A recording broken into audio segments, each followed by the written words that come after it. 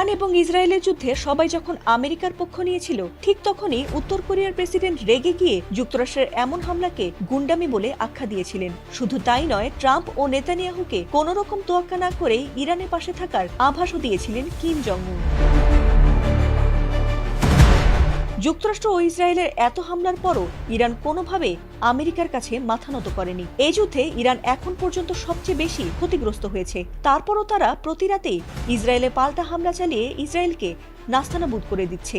এছাড়া ইরান কড়া ভাষায় জানিয়ে দিয়েছে যে এই যুদ্ধে চরম মূল্য দিতে হবে ট্রাম্পকে। তাহলে কি ইরানের কাছে পারমাণবিক অস্ত্র রয়েছে, নাকি তাদের বন্ধুরাষ্ট্র উত্তর কোরিয়া গোপনে তাদের সহায়তা করছে? কেউ যদি তেহরানকে সহযোগিতা নাই করে থাকে, তাহলে ইরান কিভাবে দীর্ঘস্থায়ীভাবে যুদ্ধ চালিয়ে যাচ্ছে? এমন প্রশ্নই এবার অনেকের মাথায় ঘুরপাক খাচ্ছে। ট্রাম্প নেতানিয়াহুর শত হুমকির পরও কেউ দমাতেই পারছে না ইরানকে। এমনকি বন্ধু দেশ রাশিয়া ও চীনের কাছেও সাহায্য না চেয়ে মধ্যপ্রাচ্যে থাকা শত্রুদের ঘাঁটি একে একে গুড়িয়ে দিচ্ছে ইরানি বাহিনী। তবে ইরান কোনো আনুষ্ঠানিক সাহায্য না চাইলেও তাদের আধুনিক ও শক্তিশালী সব মিসাইল দিয়ে গোপনে সাহায্য করে যাচ্ছেন উত্তর কোরিয়ার সর্বোচ্চ নেতা কিম জং উন। আর এমন জল্পনাই চলছে সবখানে। সেই জল্পনার মাঝেই নিজেদের গোপন মিসাইল সিটি এবার প্রকাশ্যে আনলো ইরান। আর গত কয়েকদিন আগে নিজের দেশ উত্তর কোরিয়ায় অত্যাধুনিক মিসাইল পরীক্ষা করেছেন কিম জং উন।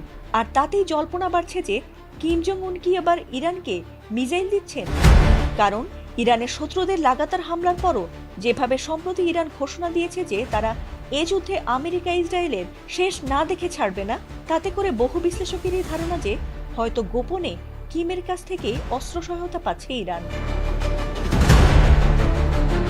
কোনো মুসলিম দেশকে সেভাবে পাশে না পেলেও ইরানের পাশে রয়েছে রাশিয়া, চীন ও উত্তর কোরিয়া, যারা কিনা নিজেরাই পরমাণু শক্তিধর দেশ। এমনকি ইরানকে সাহায্য করতে মিসাইলও পাঠাতে চান বলে জানিয়েছেন কিম জং উন। এমনকি একটি মিসাইলে তাদের সবাইকে ধ্বংস করে দিতে যথেষ্ট, এমনটাও জানিয়েছেন তিনি। যদিও এ বিষয়টি অনেকেই ভুয়া তথ্য বলে দাবি করেছে, তবে বিষয়টি এত সহজে উড়িয়ে দিতে নারাজ অনেকেই।